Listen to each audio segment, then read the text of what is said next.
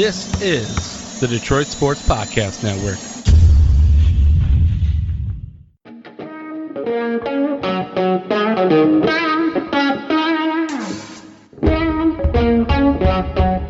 The biggest icon in podcasting.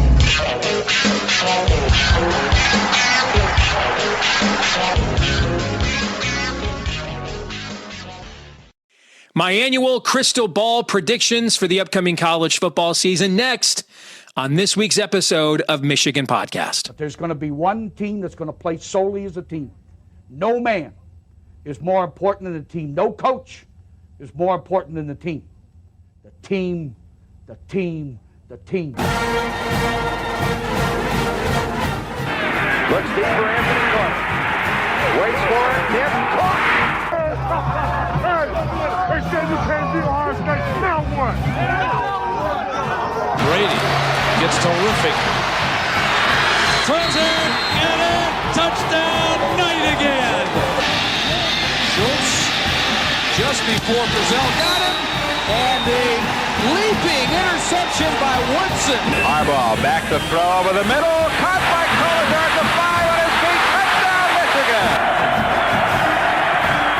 On its way.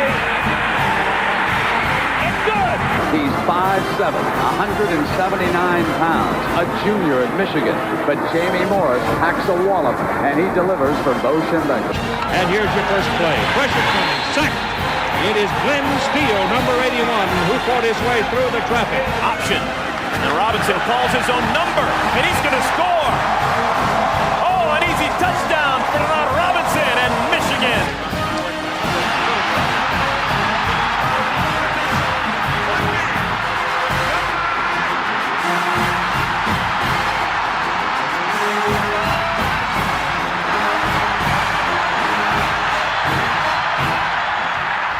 Win it.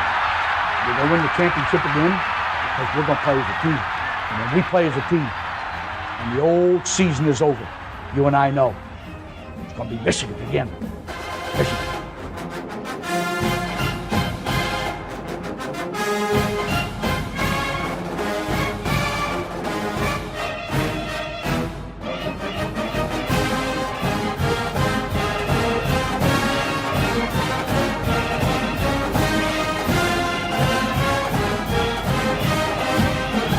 Go Blue. I'm Steve Deace. Welcome to this week's episode of Michigan Podcast as we begin the first part of my annual college football preview, our top 25 crystal ball predictions of what we think will or will not happen during the course of this college football season. Mark Rogers will join us for that in the very next segment. But let's kick this off with something I've never done before. Just trying to keep things new so the relationship doesn't get stale. Did some thinking over the weekend and in between episodes, and I thought, what are some outlier things that I wouldn't predict to be the case? But I think it's possible enough that these could be the things at the end of the season for the Michigan Wolverines that surprise us. So let's start there. My top 5 Michigan football potential, that's the key word here. My top 5 Michigan football potential outliers for 2025. Number 1, Mikey Keene never completes a pass. I'm just kind of smelling a rat here, man. I want to be wrong, all right? But Michigan coaches, God bless them, are just known for lying to us about injuries most of my lifetime. The one coach who was actually honest about injuries was Rich Rod. So maybe they need to keep lying to us about injuries, all right? But he's coming along. He's getting better. Yeah. I'm kind of smelling a Jack Tuttle rat here that maybe we never get a meaningful snap out of Mikey Keene. He just came to us beat up, damaged goods. Hope I'm wrong. Because then we don't have any kind of a credible backup for Bryce Underwood, and his legs are going to be a big part of his repertoire, and we're going to shut that down, which I think will limit our offense all the more. So hope I'm wrong about that. Number 2, Arkansas transfer TJ Metcalf is actually going to be the interception leader. Wouldn't predict it, but I think given the word that you're hearing about him, and he's kind of grabbing that nickel spot by the throat and claiming it. We saw what Mikey Sanders still did with that spot. He's not Mikey Sanders still, but your opportunity to be a playmaker. I mean, even in limited doses last year, you saw guys play that position, particularly at the end of the year, and become playmakers. So I'm going to go with that as number 2. Number 3, I think Max Bredesen is going to have more touchdowns than any single tight end. Well, and I just think between Michigan's fleet of tight ends, that's going to get split. But I think you're going to see Max Bredesen. I think you saw this with Jalen Hoffman in the spring, his backup. I think Max Bredesen's going to catch some more passes to keep defenses honest, to break tendency. Chip Lindsey, I think, is going to want to do that and not have people just, hey, follow the Bredesen. He'll take you to the ball every time he's in the game. But have him play more H-back, catch some passes in the flat, take advantage of defenses overcommitted to a tendency of the past. And I think, especially in the red zone, you're going to see him be a little bit of a weapon for the Wolverines. Number 4 on this list, Jayshon Barham leads the team in sacks. And I don't necessarily think this would happen because he's playing edge.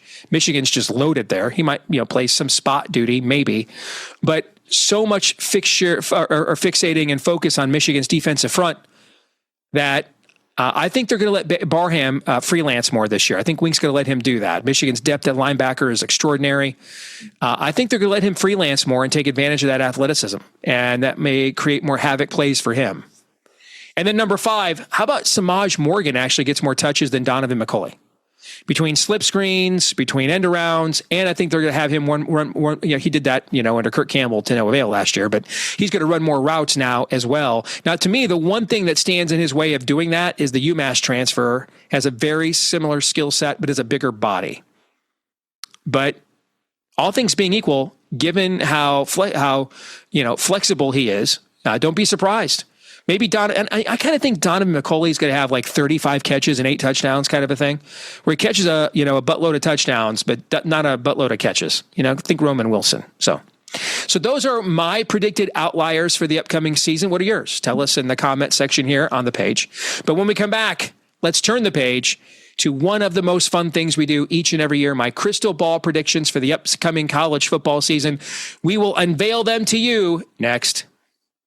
Folks, the best way to support us here at Michigan Podcast is to do so via our Patreon page, patreon.com/Michigan Podcast. We are posting picks there year round, whether it's Major League Baseball, whether it's college basketball, whether it's the NFL, and of course, college football. Our win total best bets, you would have gotten those, for example, before the market moved. About half the books in the last few days moved on Texas under 10.5 down to 9.5. If you were following us on Patreon when we posted that, you would have gotten that before that number moved, right? So we give you all kinds of great data and picks, PGA major picks as well. We've cashed 8 of the last 11 majors in professional golf. So if you want to support us on our Patreon page, it's just $10 a month there at patreon.com/Michigan Podcast. That's right, just $10 a month. Patreon.com/Michigan Podcast. That's patreon.com/Michigan Podcast. And thank you so very much if you're one of our supporters already.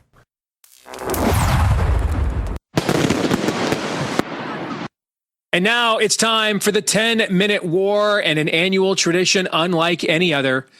My top 25 crystal ball predictions of what I think is going to happen or not happen in the upcoming college football season, which means we bring in our good friend Mark Rogers, perhaps the last remaining reasonable bucknut left, but with every Michigan win, whatever's left of his reasonableness is leaving, is departing. But we welcome him back to the show. Nevertheless, Mark, you can check out his channel here on YouTube, The Voice of College Football, to get great coverage of the greatest sport on earth year-round. Mark, you ready to go, brother, to laugh, to compliment, to be bewildered, to question, to comment, to insult? Are you ready to go? I can't wait to find out where Ryan Day's headed this time. Probably the same place I had him last year, if we're being honest. But let's go. All right, Mark, here we go. Number 1. We will have a 3-loss team make the college football playoff as an at-large, I meant to say, as an at-large for the very first time. Reaction. Oh, I was going to catch you on a technicality there because, of course, Clemson made it last year. So, yes. So we go to the at-large portion of this. And I think that the committee wanted to select an SEC team from last year. It was just the wrong order of teams last year. South Carolina was playing the best football. They had the most impressive wins down the stretch, but they were in line behind Bama and Ole Miss in terms of wins and losses in regards to the head-to-head. Therefore, the committee couldn't go with an SEC team. So I do agree that a 3-loss team will most likely make it this year. All right, number 2 on the list. No team in the FBS will be undefeated heading into the college football playoff. I almost never pick teams to go undefeated just because of the odds stacked against them. However, 6 of the last 7 years, I went back in my head as we were going through this here just a second ago. 6 of the last 7 years, we've had an undefeated team in the regular season, including, of course, Oregon last year. So you're bucking history. However, I tend to do the same thing, and that's predict no one to go undefeated. All right, third on our list. Clemson will be the only repeat Power Conference champion from a year ago. I tend to agree with you here. However, I do believe that Georgia and Arizona State have the best shots to repeat in that order. Oregon's got some work to do. I don't think that they're going to be in serious Big Ten contention. And so I do see Clemson with a repeat. And you're in love with Clemson like most of the nation is. Fourth, a service academy for the second year in a row will win its first ever conference title. This time, it will be Navy.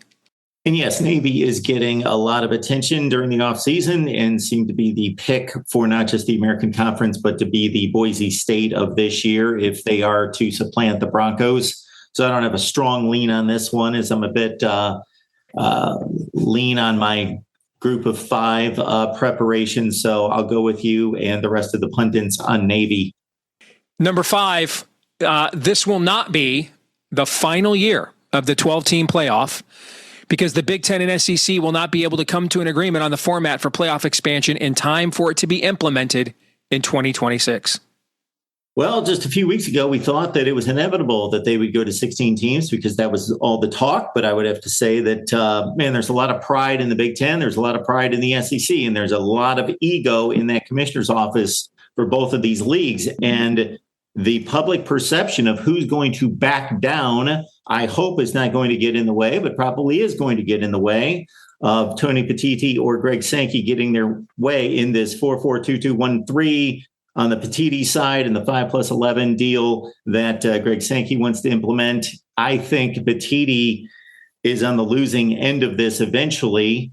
I just think it's a ridiculous format, and the sales job of determining how many teams get in per conference is just not a viable one. So I expect eventually we go to 5-11, but I do not discount this going on and this fight between the SEC and the Big Ten. I got to tell you, I totally disagree with you. I'm 100% in favor of the automatic bids. 100%. No, I'm not in favor of. I think it's the only way we actually have a playoff. I don't know how anyone with any sense can determine before the season starts how good these leagues are. Well, we have like 20 years of data. We can argue about how many bids each league should get. And Petitti has said he is open to that argument. But we don't have scheduling equity in the sport, not even the number of games. There's no sense of any form of balanced scheduling, even within the leagues. To me, the fairest thing to do is just to simply let the leagues, and it actually enhances the regular season. We get more meaningful games. Just have playoffs within the conferences for automatic berths. We do it in college basketball. We do it in every other sport. I don't know why we don't do it in this sport. I think it's actually the best system that's been suggested, as a matter of fact. We do it in terms of the other sports for a championship, for the number 1 seed to make the playoffs as an automatic qualifier. I'm all for that. But to determine that the 4th best team in the Big Ten is always going to be a playoff team, I just think there's no objective way, Mark. There's no objective way to make any other kind of field. It'll be just nothing but subjective as hell. All right. Well, we've had a subjective system for 11 years now. But we didn't have a playoff. If you want a playoff, you cannot have a subjective system. If you want to have a playoff, people need to know, what does it take to actually play your way in, not we're going to play grab ass with a committee of people who change every few years, where they just retcon the information they want and kind of decide from there, who's going to make it and why, without really a lot of good reasons why. But it's essentially just made up as we go along. I mean, ultimately, that's what you're voting for. Those are your 2 options. We either play it on the field or we play it in a committee room. Those are your options. I'm the last person on the planet that wants a committee. I have not wanted a committee from day one. However, we've had one for 11 years, and I would love for somebody to come to the table and tell me when they've screwed things up, because they really haven't. I can come up with seasons in which the number 5 team can have an argument against the number 4 team, but they've not egregiously screwed this up yet. And if anything, to determine that that we're going to have 4 teams from the SEC. So you're talking about there being an unjust or unfair, unbalanced number of conference games, but the SEC is being rewarded to a certain extent with 4 teams getting in automatically with an 8-game conference schedule. So then you just adjust the amount of automatic bids, which I'm totally fine with. But to me, I think at some point we have to play this thing actually on the field, and not with the, absolutely, with not the analyst teams from Fox News shilling for the Big Ten and ESPN shilling for the SEC. I get enough of that in my daily job. I'd like to actually just play the damn thing out on the field. And if you're one of the top 2, 3, 4 teams in those leagues, you get in. If you don't, you don't. And you had your chance. Steve, we've only had 1 season of this, and that committee took an SMU team with not a very impressive resume with 2 losses over 3 SEC teams with much better wins with 3 losses. Correct. And then that SMU team went out there and fell on their face. See, that's why also no one can point to me about how the committee did a disastrous job. Well, we've not had an expansive process for a playoff until 1 year. And the 1 year, what we got was that you could be the 7th to the 16th ranked team like Arizona State and get a bye. And SMU makes the playoff where their quarterback, I think, just threw another interception. So before that, we were only picking 2 teams in the BCS or 4 teams. So that you can make a much tighter analysis. But the more variables you have, then I think the more constants we actually need to include for who actually gets in and who does not. Well, the committee didn't determine the buys. They were given the format. They had to work around the format. They just seeded the teams. True. But it was an unmitigated disaster, frankly, what they did. It made no sense from the beginning. The format, nothing. So to me, I don't understand. Why not just play it on the field? Just let them play. Let's earn your way in. Play it on the field. Okay. Again, this is determining and telling us who the best conferences are 2-1 over the other 2 major conferences. Well, first of all, I actually like the format as it is because the data all says it's correct. I don't know if you've looked at the blue chip ratio, the highest rated Big 12 team, TCU, 26% of their roster, blue chips. Of course, I understand all that. But there's not a national championship contender in that conference. Absolutely, there's not. But I want to see it play out on the field. Which is exactly why we do this. And then there are still a couple of more. In fact, you could argue the Big 12 is getting 100%, 50% too many automatic bids by getting 2. It might be. Okay, so but you grant them that grace, and then you play the rest out on the field. If there's a third team, there are a couple of at-large bids left, and they can still earn one of those. You just made an argument against your model that the Big 12 is going to get a second team undeservedly.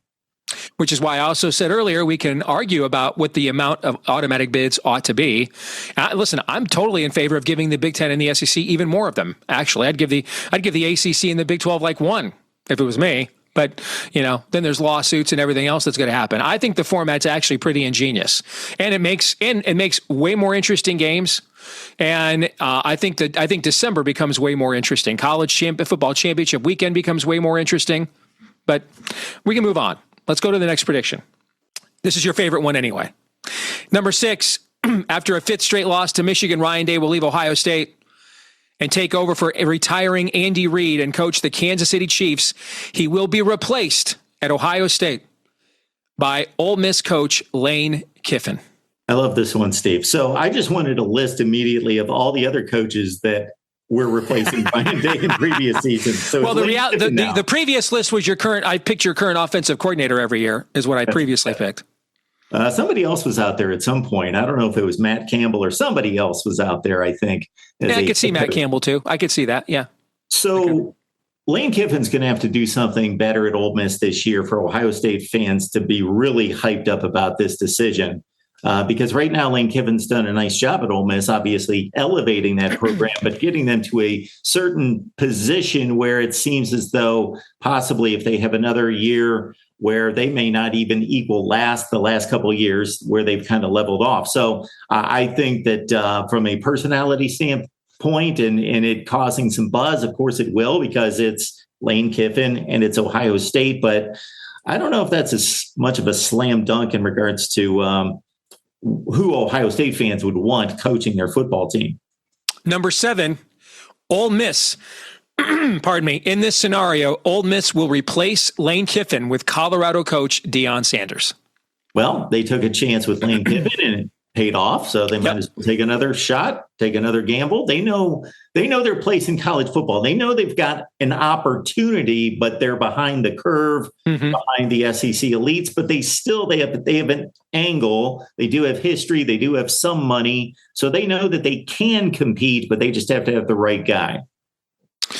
By the way, there's only Bud Elliott said there's more teams than ever that hit his blue chip ratio, 18. And there's only 2 programs that are, if they have a couple more banger recruiting classes, could get in to the blue chip ratio, and one of them's Ole Miss. And he said after those 2, nobody's even close. So what his numbers are showing is in the NIL era is the talent is more dispersed amongst the top tiered programs, but then those top 15 to 20 programs are breaking completely away from everybody else in terms of talent. So thought you might find that interesting. Number 8, let's go contrarian again. At least 3 of the 4 biggest hot seat coaches, Billy Napier at Florida, Mike Norvell at Florida State, Lincoln Riley at USC, and Brent Venables at Oklahoma, at least 3 of those 4 will win enough this year to survive, thus denying us one of the all-time great coaching carousels come December. So you're playing the odds here, Steve, and I agree with that from an overall standpoint. Although I look at each individual coach, I see them all coming back if asked individually, but collectively with 4 of them in play, the odds say that one of them is going to tank. I think 7 and 5 seems to be about the range that Billy Napier and Mike Norvell need to hit, while Lincoln Riley and Brent Venables need to be in that 8-win range. And for Brent Venables, he is going to face one of the toughest schedules in college football. Number 9, Bill Belichick, in maybe his only, but first season at North Carolina, will take the Tar Heels to bowl eligibility, but nothing else. Well, I picked UNC at 7 and 5, so I'm right there with you with a game to spare. Now, what happens after that? I don't know if he makes that decision or his 24-year-old on his arm. I don't know if she makes that call. Here's a perennial prediction that comes true every year. Let's do it again, shall we? Until they force us to not to. After losing 4 games in a season only once between 1969 and 2001, Nebraska will lose at least 4 games for the 22nd consecutive season. A lot of people out there like 9 and 3 or 10 and 2 for Nebraska. I'm in the 8 and 4 camp, and look out against Cincinnati. This is an easy schedule. They should be able to navigate it to 8 wins, even if they're not that good. And I don't think Nebraska is that good until proven otherwise. I don't think that they upgraded that significantly. I do like Matt Rule. Do think he's a capable coach. I think Dylan Raiola better be a more efficient quarterback. He was his last few games of the season with Dana Hogerson running the controls. So, yeah, Cincinnati is not going to be an easy out in week 1. And if they don't get by that one, then we might all be rolling our eyes and thinking, okay, this is another Nebraska season. Number 11, for the first time since the zenith of the Lou Holtz era in 88-89, Notre Dame will post consecutive 11-win seasons. Yeah, I've got the Irish at 11 and 1 as well, Steve. We're right there lockstep. Miami and Texas A&M, though, is a difficult way to open the season, especially with a completely inexperienced quarterback having to go into a stadium that gets up for a game about every 5 years. That's, of course, at Miami. So they show up. The last time they showed up was Notre Dame in 2017, and they completely trounced them. So, yeah, I'm there. On this, I actually think if people check out my predictions that Notre Dame's going to drop 1 game, and it's going to be one that you might not expect. Okay, number 12, Kirk Ferentz will retire as Iowa football coach. He'll be replaced after the season by Kansas coach Lance Leipold. And he will retire as the all-time wins leader in the history of the Big Ten, passing Woodrow Hayes, of course. Hayes, yeah. And yes, he needs 2 wins to set the all-time record. So I don't know how important that is to Kirk Ferentz, but it's got to mean, even if you don't have a huge ego, it's got to mean something. And I just don't know in this day and age of what Iowa has to go through, and the point that you just made about blue chip ratio and the big drop off after 20 teams, whether he really wants to deal with this mess too much longer. 13, we will see our first serious movement on congressional action that preserves the student-athlete model without making them employees, which de facto gives college sports an antitrust carve-out. Okay. This is your lane. I'm going to trust you on this, but I'm going to say, I hope to God you're right, because something has to be done to preserve college football to be college football to some degree. It's never going to be what we grew up with, but if it does not retain some type of collegiate feel or connection, then it's just a low-grade NFL, and I'd rather watch the NFL players because they're better. Fair enough. All right, 14. Indiana will win at least 8 regular season games in consecutive seasons for the first time in school history. They should. I initially picked them at 8-4 before I did a deep dive, and I actually upgraded that to 9-3 after I gave it a look and really looked at the players that they have coming back. Their best player on every level on defense is coming back. Their offensive line, they really went out, got some good players, Pat Coogan from Notre Dame in particular. I think they've got a good football team, and they should, despite a tougher schedule than last year, it's still not a beast of one. 15. This will be the most watched college football season in the sports TV history for the second consecutive year. All right, Steve, I love TV ratings. I love slicing those up. And I wish I had seen that maybe 2 weeks ago so I could have went to the numbers and really tried to break this down, because there's no way I can calculate that in my head or know what the numbers are. We do a TV ratings series on my channel every offseason. I will say conference championship game ratings have not plummeted, but I think people have determined, okay, this is not must-see TV anymore. So they've leveled off a bit and somewhat declined. We know the bowl games, they're safe because the holidays, people want to watch football. So they've stayed respectable, but the bowl game ratings have come down. And college football needs to do something about not matching up 3 games the opening weekend of the playoffs against the NFL, because they just got obliterated. But I think they're going to go head-to-head with NFL regular season games again this year. All right, let's pick up the pace here a little bit. 16, at least one more Mountain West school will bolt for the new Pac-12.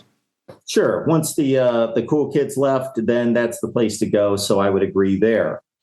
17, Luke Fickell will be fired as Wisconsin football coach and replaced by former Wisconsin defensive coordinator Jim Leonhard.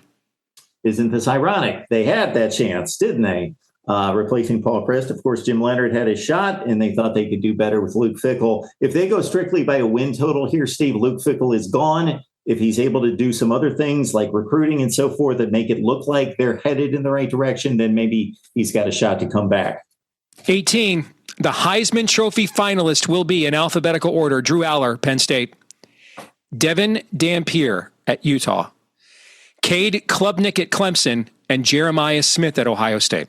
Okay, who does not belong on that list? We all know. Now, I'm not discounting. This guy was the first-team All-Mountain West Conference quarterback. No players from the SEC. I made a list of about 10 guys that could possibly make it. That's why I didn't have one. That's why I did not have one. I think all those teams are going with 2 or 3 losses. I think they're all beating each other up, and I think they all kind of divide their own voting block. I don't think there's one guy who's a standalone guy. Okay. All right, 19. Cade Klubnik will become Clemson's first Heisman Trophy winner.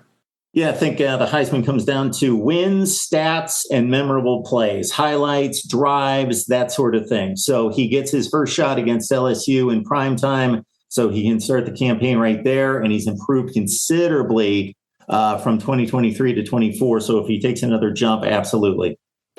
All right, here are the results, I think, of the top 5 September non-conference games. I think we'll do these rapid fire. I think Ohio State beats Texas in the Horseshoe in Arch Manning's first road start. I like Clemson over LSU in the Battle of Tigers, who called Death Valley home, but one of them's not rebuilding their entire offensive line. I like Miami over Notre Dame. I think Carson Beck's going to remind people he's still pretty good at this sport. I think the heat in the environment for a first start for CJ Carr is going to be too much. I like Oklahoma over Michigan. I think Brett Venables, it's just too early for Bryce Underwood to face Brett Venables. I just think there's going to be too many looks he's never seen before. And I like Florida to avenge the embarrassing loss they got in the swamp last year to Miami and return the favor and go down to Coral Gables and beat the Hurricanes. I know it doesn't make a whole lot of sense from a road home aspect, but I'm leaning Texas, LSU, Notre Dame, Michigan, 4 disagreements. Wow. All right. 21. Iowa State, Mississippi, and South Carolina will each start the season in the AP Top 25, but they won't finish there.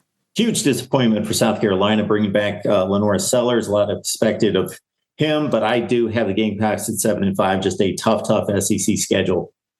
22. Duke, Baylor, and Oklahoma will not start the season in the AP Top 25, but will finish there. I'm not convicted one way or the other about Duke and Baylor. It's Oklahoma, despite a difficult schedule. I'm flying in the face of a difficult schedule to say OU goes 9-3 this year. 23, the following first-year coaches will lead their teams to the postseason. Tim Albin at Ohio, Bill Belichick at North Carolina, Matt Entz at Fresno State, Charles Huff at Southern Miss, Dow Logans at Appalachian State, and Dan Mullen at UNLV. Yeah, I've got a clean sweep of thumbs up on all those guys going to postseason play. 24, liquidate these teams that will win at least, that will lose at least. Wait, did I do this backwards? I think I worded this backwards. My bad, Aaron. All right.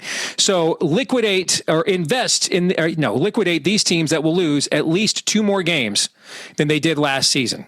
Army, Bowling Green, BYU, California, Colorado, Indiana, Iowa State, Jacksonville State, Louisiana, Mississippi, Ohio, and Syracuse. I think they all lose at least 2 more games than they did last year.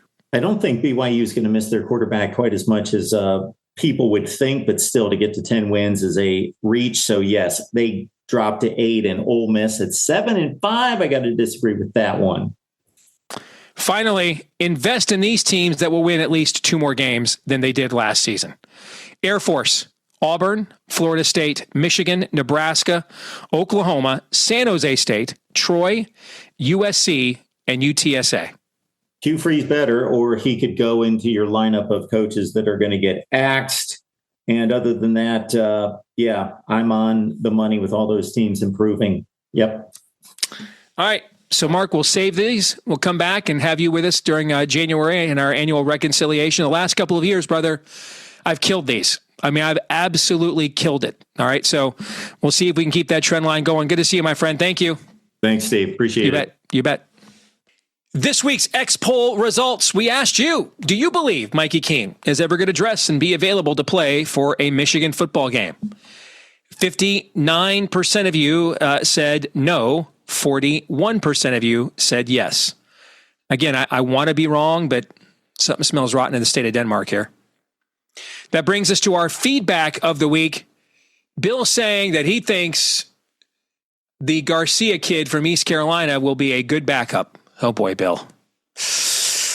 I mean, it sounds like you two may know the difference between just plain old cocaine and crack cocaine, not just a former president's son articulated recently. I mean, we're talking about a guy that got benched to East Carolina, bro. I think he's on his 7th school. So I'm doing the Steve Carell yikes. I think it's entirely possible we're sitting with the greatest quarterback that'll ever play at Michigan, and I'm including JJ in that by the time he's done. And then no other playable quarterback on the roster. Davis Warren's hurt. You don't want him playing anyway. Jaden Davis, not playable. I don't think Garcia is playable unless you're playing Central Michigan. Mikey Keene is a need, man.